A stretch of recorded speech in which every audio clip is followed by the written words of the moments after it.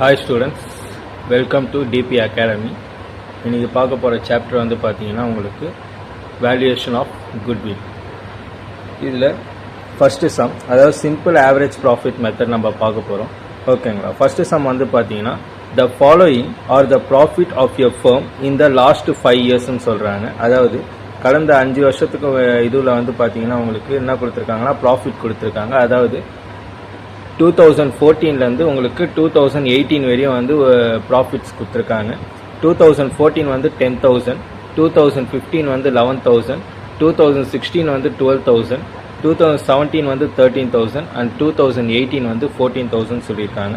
Calculate the value of goodwill at 2 years purchase of average profit of 5 yearsன்னு சொல்லியிருக்காங்க. அதாவது goodwill கண்டுபிடிக்கிறது வந்து பார்த்தீங்கன்னா உங்களுக்கு நம்பர் ஆஃப் இயர்ஸ் பர்ச்சேஸ் மெத்தடில், அதுவும் இல்லாமல் ஆவரேஜ் ப்ராஃபிட் மெத்தடில் கண்டுபிடிக்க சொல்லியிருக்காங்க.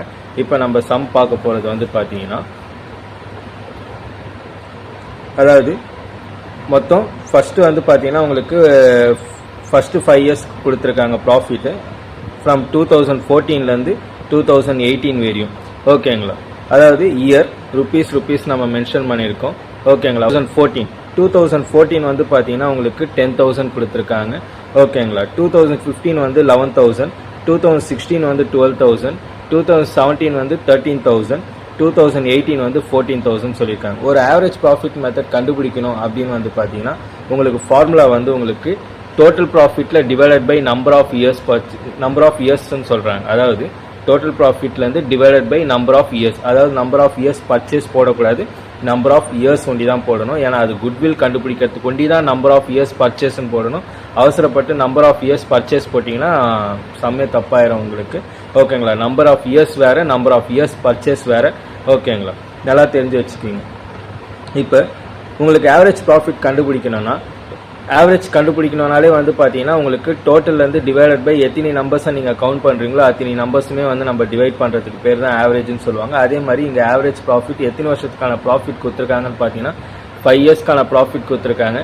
அப்போ அதை நீங்கள் டோட்டல் பண்ணீங்க அப்படின்னு வந்து பார்த்தீங்கன்னா ஒரு 10,000 ப்ளஸ் ஒரு 11,000 21 ஒரு 12 வந்து பார்த்தீங்கன்னா உங்களுக்கு 33,000 வருது. 33ல் ஒரு 13 வந்து பார்த்தீங்கன்னா 46ல் ஒரு 14 ஆட் பண்ணிங்கன்னா உங்களுக்கு 60,000 வருதுன்றாங்க.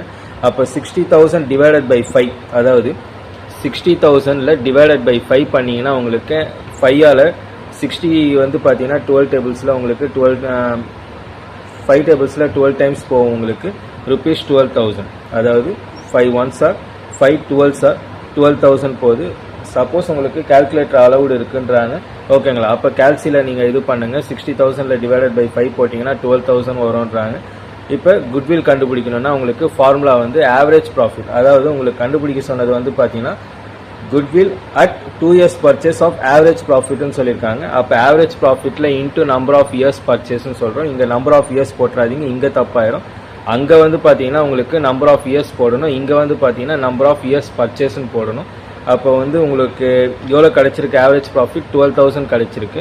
அந்த 12,000ல் into 2 number of years purchase வந்து இன்ட்டு 2 யூஸ் பண்ணிங்கன்னா ஆன்சர் வந்து உங்களுக்கு ஈக்குவல் டு ₹24,000 சொல்கிறாங்க. இதுதான் ஃபர்ஸ்ட் சம்க்கான ஆன்சர்.